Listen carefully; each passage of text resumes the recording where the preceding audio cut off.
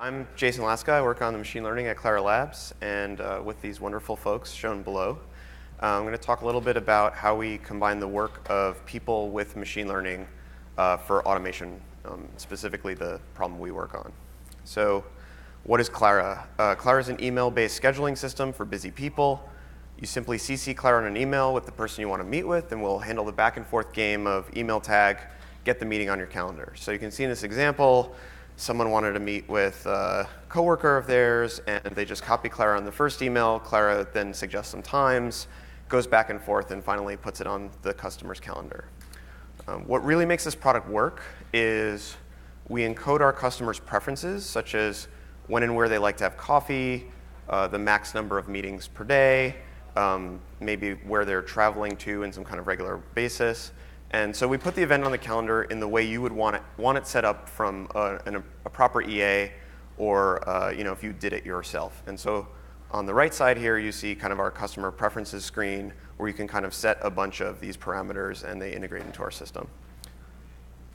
So I want to give a flavor of kind of the difficulty of what seems like a very simple problem by walking through an example of just one small action that our system performs to kind of motivate what we're doing here. So suppose we receive this message, let's meet in Greenwich for coffee next week. And we want to suggest some times in response to that. In advance, we might know some things about the customer, such as the calendar, which they've shared with us. They might have told us that they're traveling between New York and Connecticut every other day, and we kind of have that knowledge ahead of time. So we can think of finding good times to suggest as a composition of time constraints on the calendar. So let's walk through applying some of these constraints. So we know the location, the proposed location here is Greenwich. So Monday, Wednesday, Friday are kind of out of the picture for us because the customer's in New York. We know it's a coffee meeting, and they might have set a preference that says only do coffee meetings in the morning. So the afternoons are going to be out for the rest of the week as well. So it's kind of looking like Tuesday is going to be our spot. But they might have also told us that they don't want more than 3 meetings a day. So at this point, we actually have an empty set of solutions.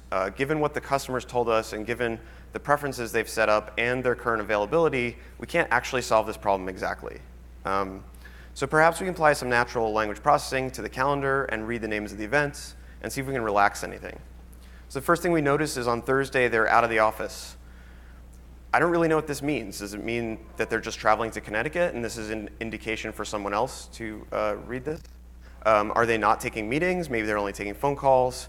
What if Clara didn't create the event and so we have no additional metadata that we've tracked on this? Okay, fine. So maybe we can schedule over lunch. Probably not. It depends if lunch is important. Maybe it's a working meeting. Depends who the participants are on that meeting. So that might be hard to make a decision about. Maybe we can have them meet in Greenwich in the morning, grab a coffee, and then take the train back down to the city for the afternoon. That might be something they're amenable to. We could also just book and relax the constraint of 3 meetings a day. We could also just ask the customer. So the complexity of this task increases with the more attendees you have, the more preferences you have, if you add things like conference rooms. And one thing I want to emphasize here is that this subproblem doesn't even expose any of the uncertainty with the natural language understanding of the original request, let's meet in Greenwich for coffee next week. It also doesn't expose any of the steps leading up to deciding that we should suggest times in the first place, for example, based on knowledge of past interactions or the email context that led up to this. But this is actually a very common scenario. It's very easy to get to a place where there is no solution. And so most of the product design around Clara is about how do you gracefully peel off, how do you relax the constraints that have come into the system in a way that the customer understands and that's still amenable to what they want based on their various priorities. As we introduce new features, again, these constraints all compound, but this is what customers are really paying for. It's the edge cases. It's the things that just make it feel natural. So how do we deal with all of these nuances in our system? The short answer is we ask for some help. We have this kind of hybrid system that we've built. So in this example that I've just shown, we might first attempt to pick some times automatically if there is a valid set of solutions. We'll pick those based on all of the constraints in the problem and any other metadata that we're able to read or predict. So on the left, you see a picture of 2 suggested times in red and like some subsections of a calendar.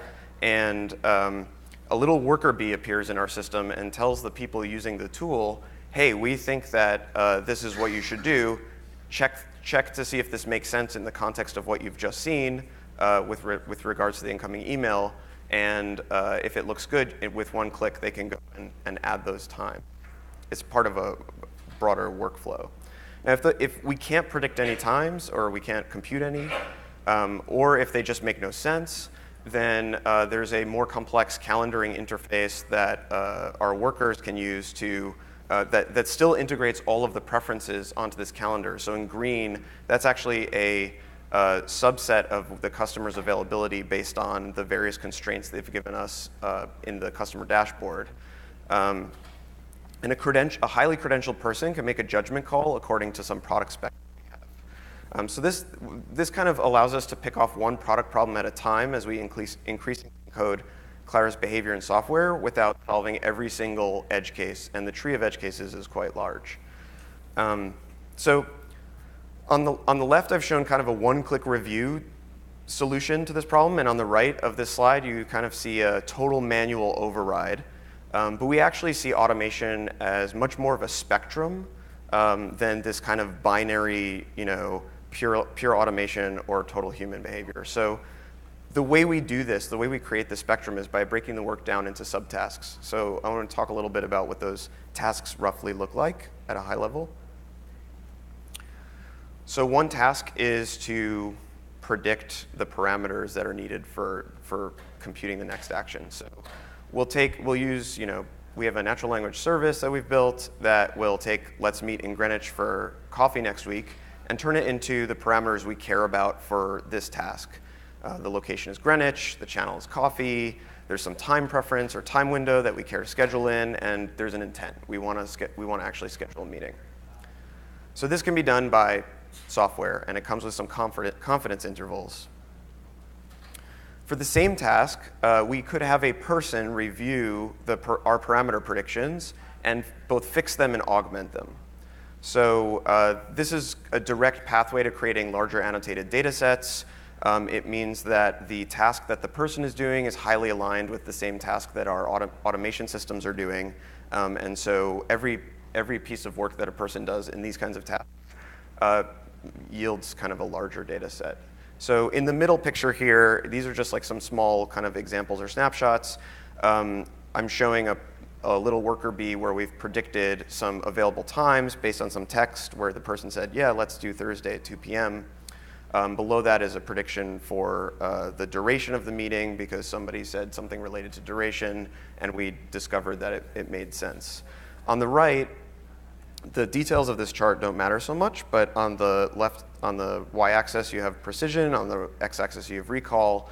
And the green dot represents kind of a simple regex that we did when we first just wanted to get something into production. The red dot represents a rules-based kind of filter that we applied to these regexes because they were often producing false positives, and the accuracy was not very high.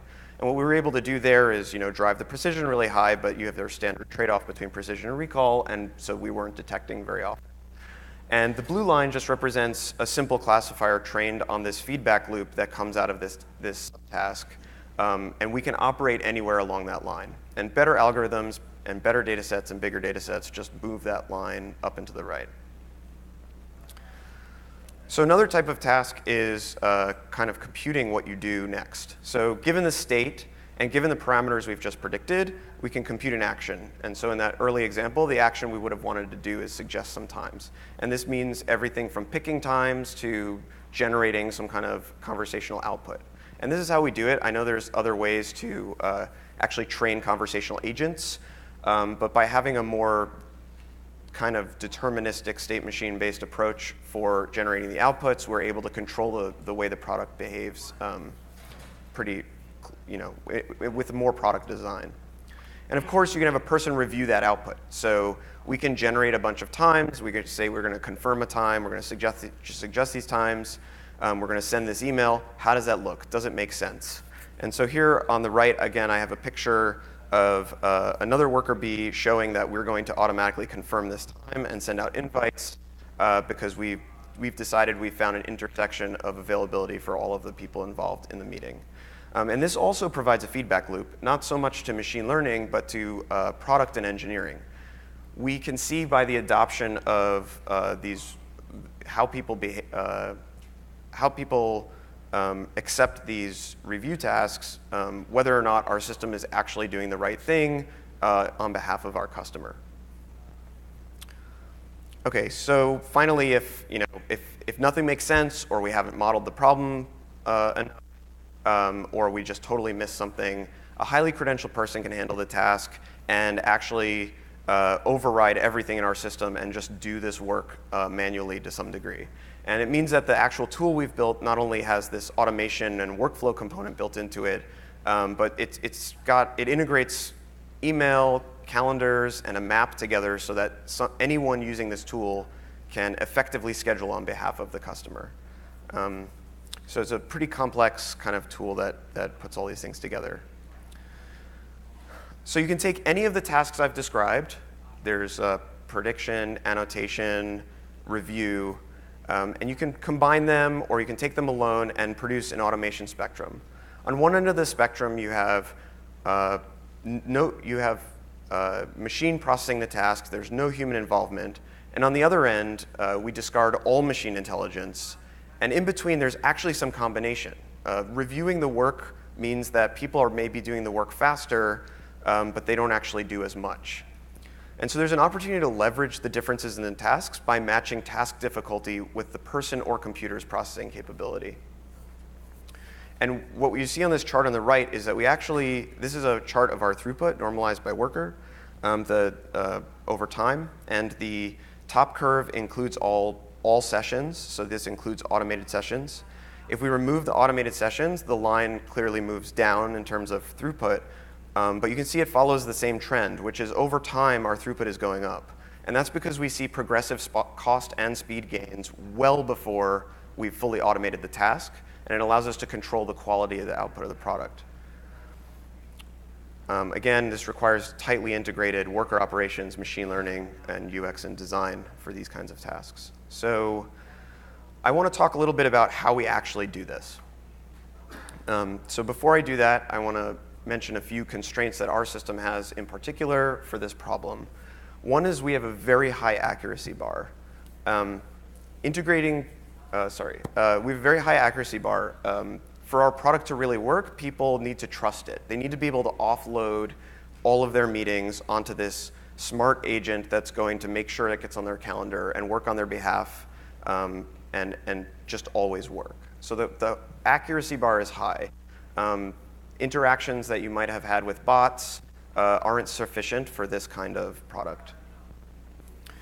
We have a bounded processing cost. So since the humans contribute to the operational system cost, they aren't really an R&D line item. They're more like COGS, and so we actually have to control that cost significantly. And then rightfully so, human work comes at a premium, so we want to use it wisely anyway. And then workforce size.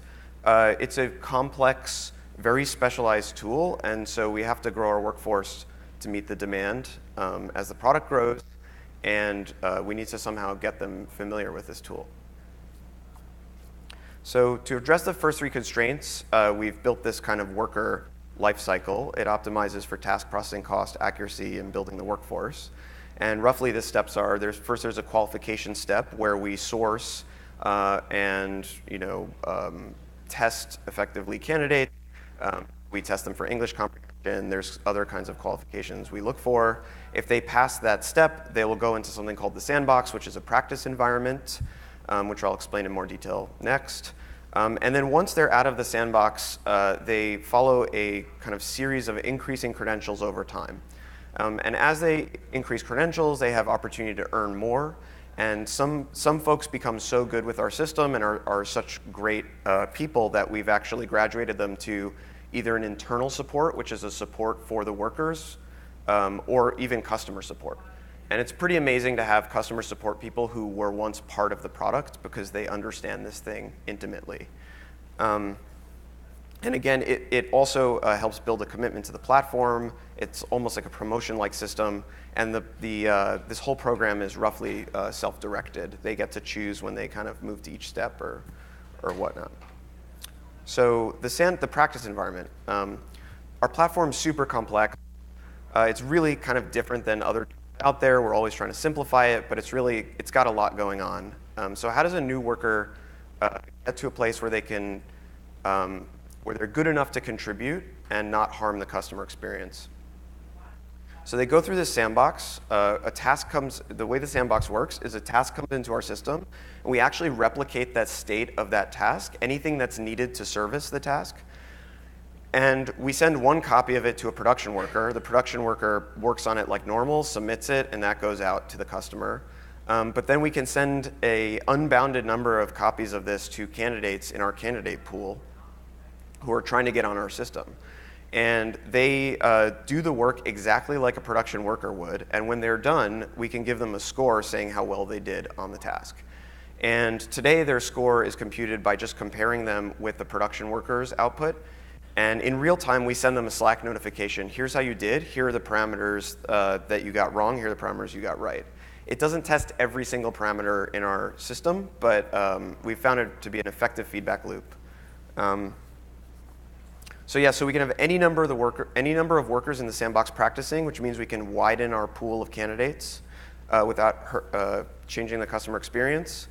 And the tools that they're using are always the latest and most fresh things that are in our system because it's really a special mode of our existing system. So they're always practicing on our evolving tool, which is changing quite rapidly.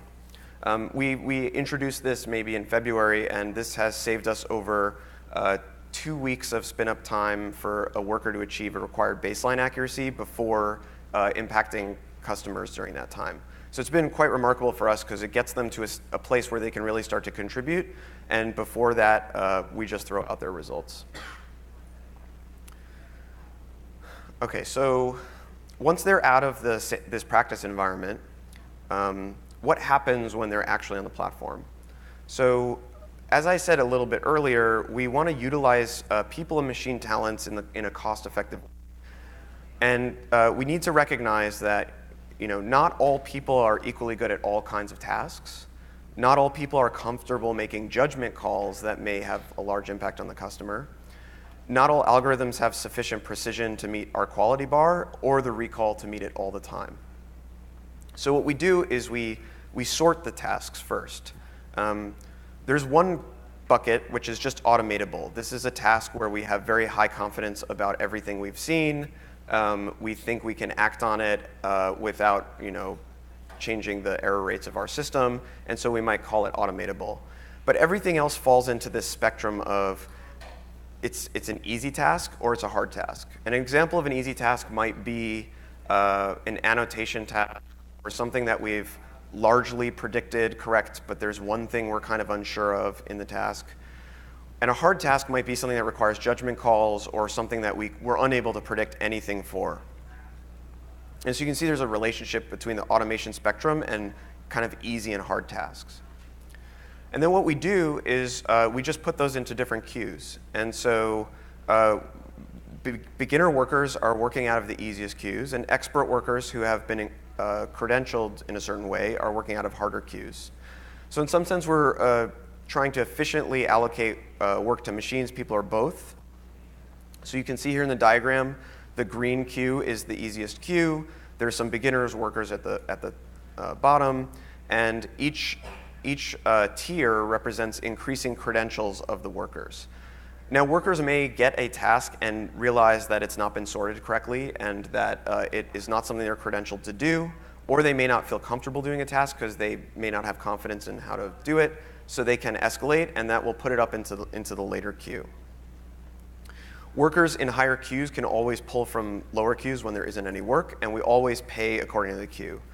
So what the combination of the escalations and the increasing credentials and the system effectively dynamically optimizes the task allocation to reduce cost, but also keep performance high. Even in the cases where our automatic sorting of the tasks or allocating of the tasks doesn't work quite properly. So this is really key.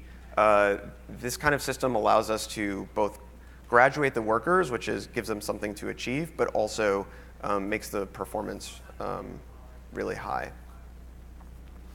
I would also note that there's a very clear relationship now between the automation spectrum and how we actually are able to break down costs, because hard tasks that require very manual labor will cost us more. But in between tasks where we may have automated large pieces of them and they're slightly easier, we can pay less for. So we can break down the costs well before, without having this binary of pure automation versus pure human work. And then finally, workers have multiple paths to earning more. One is by gaining more credentials, as I mentioned, but some workers actually do prefer to just do the easiest tasks, do them really fast and accurately. That's the skill that they have, and they want to do that, and that's great. The faster you do them, the more they'll earn, as you'll learn in the next section. So one last thing we do to try to avoid increasing task cost is we actually recycle the work, especially in the first tier. So recycling work has a lot of benefits. It plays very nicely with the incentive to not make mistakes. It's also a good proxy to task difficulty. If multiple workers decide to recycle something, it probably doesn't belong in its current tier. And there's some precedent for this. There's a really interesting paper called Double or Nothing Multiplicative Incentive Mechanisms for Crowdsourcing. And they propose a scheme where you're annotating data, you're allowed to skip tasks. They cycle in some known kind of gold examples into the tasks, and they don't pay anything for skipping, but there's a high penalty for incorrect labels and a high reward for correct labels. And what ends up happening is everyone has their own internal confidence when they're doing work like this. And by enabling skipping and recycling, you can take advantage of each individual's different confidence level that they have in a task. So they have a very interesting analysis for their scheme. I definitely recommend checking out that paper. Okay, so I mentioned the high accuracy bar is always a concern, so I'm going to leave that up there. We talked about bounded processing cost and workforce size, but we have a few other interesting constraints with Clara. One is bounded processing time. This is a conversational type system, and so you can't respond 24 or 48 hours later. It's not quite like a support ticket system. It really, if you don't respond quick enough, you might miss a reschedule meeting. So we have a bounded processing time constraint. And people are naturally slow at data entry tasks, so that's like a counter challenge that goes along with that. And then also, we have a workforce elasticity issue, which is we might be written about in a publication and a bunch of new trials start, and we need to somehow get a lot of people on the platform working because we have a lot more volume than what we predicted we were going to have. So how do we staff on a dime? So those are the next things I want to talk about. So to deal with throughput and to some degree accuracy, we have these competing incentives. So we pay per task, as I've mentioned before, and that incentivizes workers to do as many tasks as possible, which means working very fast. Of course, when you work very fast, it's easy to overlook things, make mistakes, not double check your work. And so that can lead to lower accuracy. You may find in systems like Mechanical Turk type systems, people will actually game the system and just do as many tasks as they can get away with before you detect them. So we balance this with a competing incentive, which is we allow folks to bid on the hours that they want to work on. And for them, this is a very important part of the job because they want work flexibility, but also because some hours have a lot more volume than other hours. And so if you are working on the weekend, there's less opportunity to do tasks, which also can lead to decreased take-home pay. And the way that we allocate these time preferences, or the worker's time preference, is by stack ranking the workers by accuracy. and then allowing them to bid based on, giving them preference based on their stack ranked accuracy. So the most accurate people are going to definitely get their preference of hours to work on. The least accurate people are going to have to be more flexible. And so these things actually it's a very simple competing incentives, and they seem to really work quite well. So kind of, there's one other piece to response times, which is just matching supply and demand. In this case, supply are the workers, demand is the customer requests for scheduling. So we have this kind of, workers will bid on hours or they'll request hours. We have an algorithm that takes into account the predicted demand per hour of any day of the week, the worker reliability, do they usually show up when they allocated, because we don't require them to show up, the worker's typical throughput, and their accuracy. And that spits out kind of the hour assignments, or it spits out the order that we do the bidding in. And what happens when we don't do this well, if supply is too high and there's not enough demand on a slow day, say like a Friday, the workers are unhappy, and so we don't want to fall into that case. We actually try to avoid it. Sometimes we understaff a little bit intentionally and leave some slack. And when supply is significantly less than demand and there's been a big spike, this is when Turtlebot comes in. Turtlebot is this little Slack bot we have that's plugged into our backend system that just kind of wakes up when there's not enough workers and posts into a community channel and says, hey, I need a few people in the next hour slot. Does anybody want to join in? And the number of workers compared to the number of customers is much smaller, and so we can still do it in this manual way. It's a little bit of a throwback to the very earliest processes that Clara used. When Clara first started, this was a very manual. We had a very manual approach with a lot of EAs working for us, and a lot of the allocation of how they figured out what messages to process was based on a variety of Slack bots.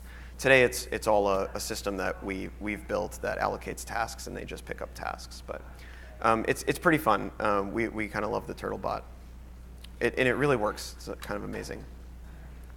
So okay, all these things are based on accuracy, but how do you measure accuracy? We don't really have an underlying ground truth. So what do we do? So in our system, we use a worker peer review, which means that when a worker sees the current task, they also have access to the previous annotations that happened in the session before. And they have the task context, because there's a certain amount of context we have to give them in order to complete the task correctly. And then they ultimately can see some of the previous state, like previous emails that have come in, and see what the previous session should have been about. And for us, this is kind of a function of time and cost. It basically means that every task is coupled with one review or second pass task. And workers are able to find mistakes, mark those mistakes, and they get tracked in our system. On the right here, you see the worker dashboard. This is any worker, when they log in, can see this. It'll show them stats about their performance. It'll show them it'll show them the mistakes that have been marked against them, and they can go back to the job where the mistake happened and review what mistake they made, so that they also have a feedback loop into how they can do better next week. And then, of course, people can say that this wasn't a mistake, and we have a system for dealing with that as well. So we also do this because this system works well for judgment calls, which is a very soft kind of difficult thing to automatically measure accuracy of. There's some other great strategies that I'm sure you may be familiar with. I just want to call them out. Assigning multiple workers to the same task is really classic. You can do things like take a vote of all of those results to get the true solution. You can do something more advanced. There's a great paper on jointly estimating the underlying annotation value and the worker's accuracies and biases using like expectation maximization frameworks. There's other simple things you can do to measure inter-annotator agreement, such as the Cohen-Fleiss kappa, which basically measures how much did N workers agree with each other, taking into account the possibility of agreement occurring by chance. And so there's like a lot of things you can do on top of the assigning multiple workers to the same task approach. The simpler, more annotated tasks, that's an approach we can take. but for judgment calls and things that aren't rigorous, hard data entry tasks, it's a lot harder to use a system like that. Takes a little bit extra thought, I guess. Great. So last but not least, one of the most important parts of getting this right is fostering an engaged, active community. It's a very non-trivial thing to do, and it's something that we spend a lot of time and resources on, and we don't take lightly. So we have a community manager. So we call our workers Clara Remote Assistants, CRAs. We have a community manager who runs worker support. We really treat them like an internal customer. So we create documentation for them. We have regular messaging for them. There are surveys to understand how they feel. And then the community manager also promotes the needs of the community. So we have engineering. One of our stakeholders is always somebody related to the community, and our engineering meetings often include how is this going to impact the arrays, what can we do to make it better for them, faster for them, easier for them, and of course make them more accurate. We do beta launches internally. CRAs love trying the new tools before they roll out. We get this. It's the most amazing customer engineering feedback loop I've ever seen, because they're highly incentivized to give us feedback that makes the product better, which is very different from a customer who's just using the product here and there. Also, we feature flag things. So we'll feature flag things either by customer or by assistant, depending on the type of feature and its needs. And then, as I mentioned, with Turtlebot, we have a community Slack channel where people ask and answer questions. They post pictures of pets. You'll wake up on Thursday and just see cats in there, and you don't know why, and it's kind of great. And we all have access to it at the company right now, and also can talk to them and help answer questions. And it's really great. These are really amazing people. The pictures on the right are actually ads for working for us that we did not make. There are a lot of blogs online devoted to working from home jobs. And it's kind of a big deal. There's a lot of parts of the country that don't have very robust economies, and there's people who have to work from home because of other needs that they have. And so this is an opportunity for them to earn money without being on the phone and without and having very flexible hours. So we get promoted a lot through these websites that try to promote this kind of work, which is great. Those folks are really great. See if there's anything else I want to say. So that's it. Kind of shameless plug, we're hiring. We have a ton of really hard problems.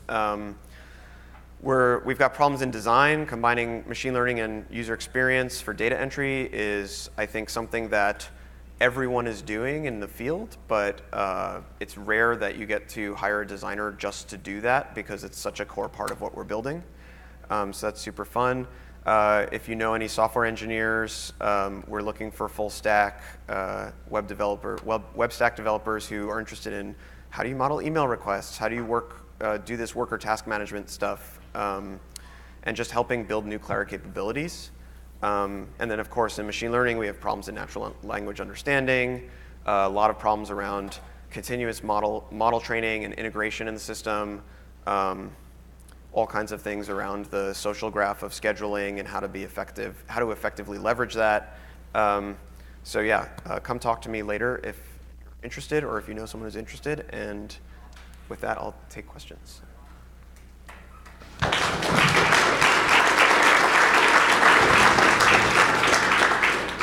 All right, open to questions, guys.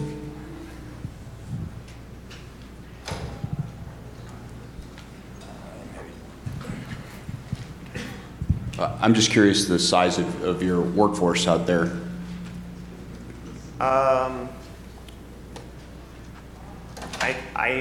I won't, let's see. I think we're at about in the range of 100, in the hundreds. So it's relatively small, and the number of people who are actually online at any time doing work is much, much smaller than that. We're pretty far along in terms of breaking down these tasks into being relatively efficient, so we don't need that many people to do this work. And the goal, of course, long term is to, the customer base should grow much faster than the number of workers in the system. So hopefully that answers the question. This is a great talk. I was really interested in the way in which you have these 3 different buckets of easy, medium, hard tasks. And if I understood it correctly, it sounds like you're asking the workers on the platform to escalate them, and that's how a task moves from bucket 1 to bucket 2.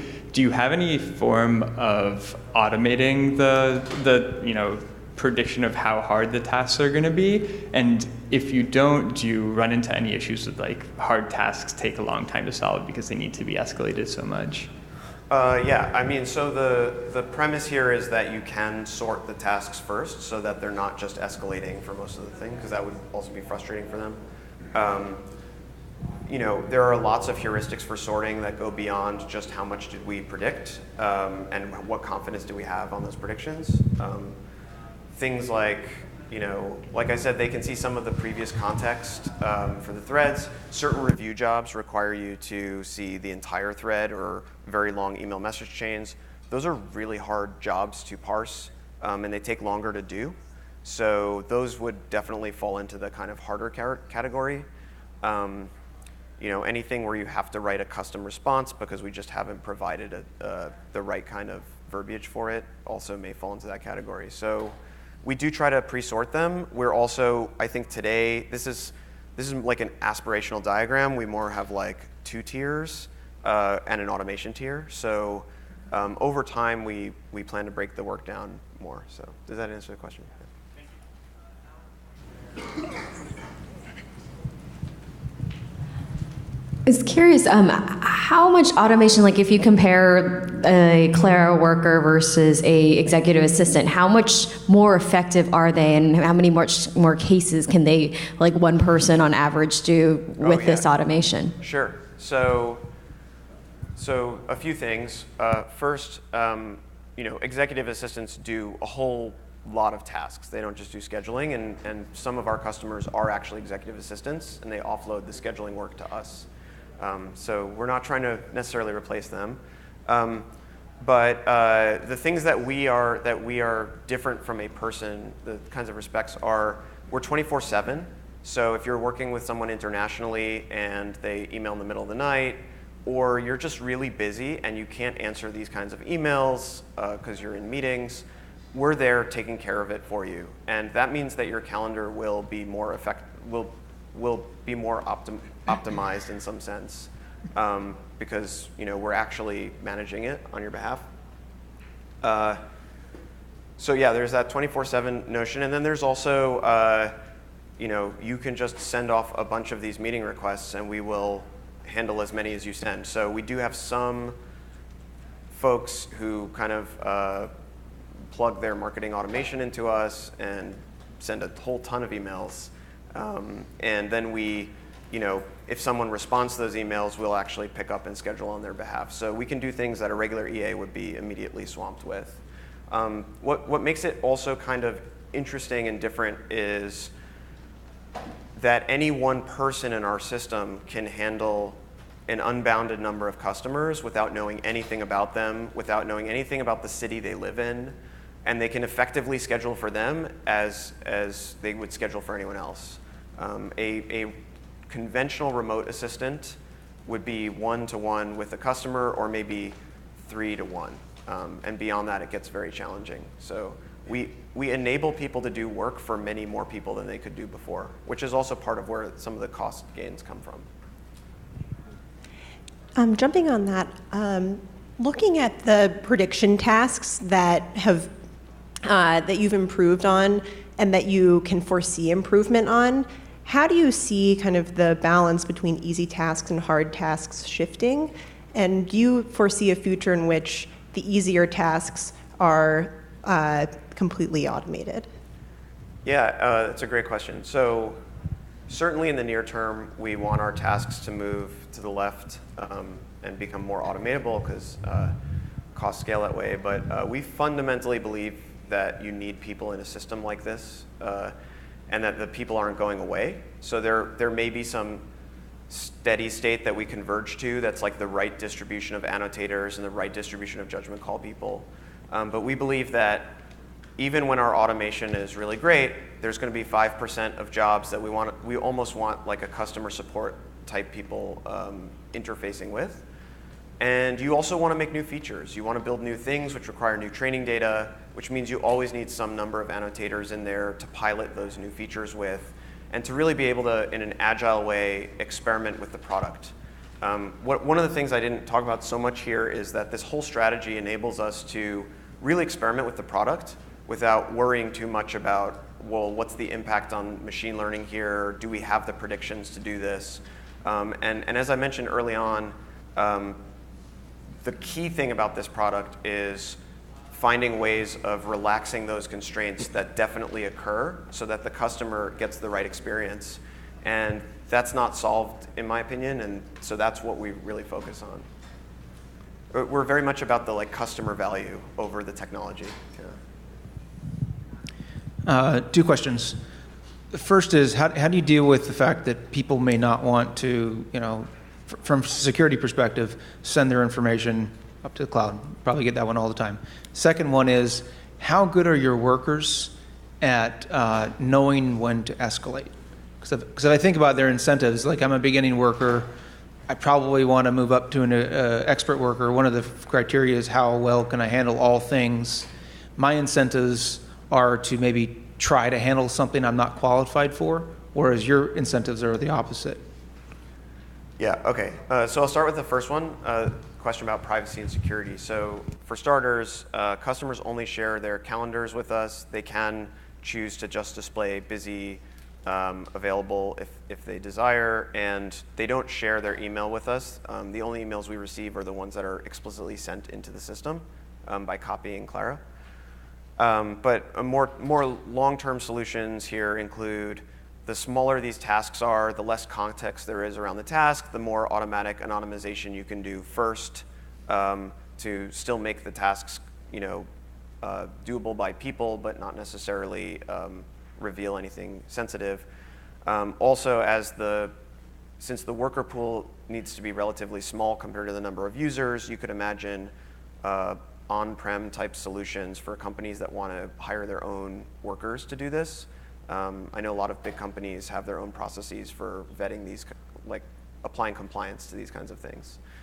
So yeah, it's something we're definitely take very seriously, and we're starting to build a pathway towards. The second question was around why do people not escalate? So firstly, they don't get paid when they escalate. So you're right, they might be incentivized to try to do work they can't do. But if they do that work and it is, and they don't do it correctly, they'll certainly be marked as having a mistake against them, which will then impact them in a negative way. And they take mistakes quite seriously. The second part of that is, these tasks have different, we know what kind of task we're distributing, and we don't have to give the same tools with every task. So the tools may simply not be available if we've given someone an email and they're noticing that they don't actually have the tool to do what's needed on this kind of task. They might escalate as well. Does that kind of answer the question? It is certainly not a 100% solution, but none of these things are. It's like over time, it's kind of it's solving an optimization problem of its own. And the workers get pretty good at what they're doing. We're just about time. Justin will be here for any additional questions you might have around here. But thanks for sessions. We'll have the next session 1:45. There's lunch at the American Hall, so you should all head out there for that. Thank you. Thanks, Justin.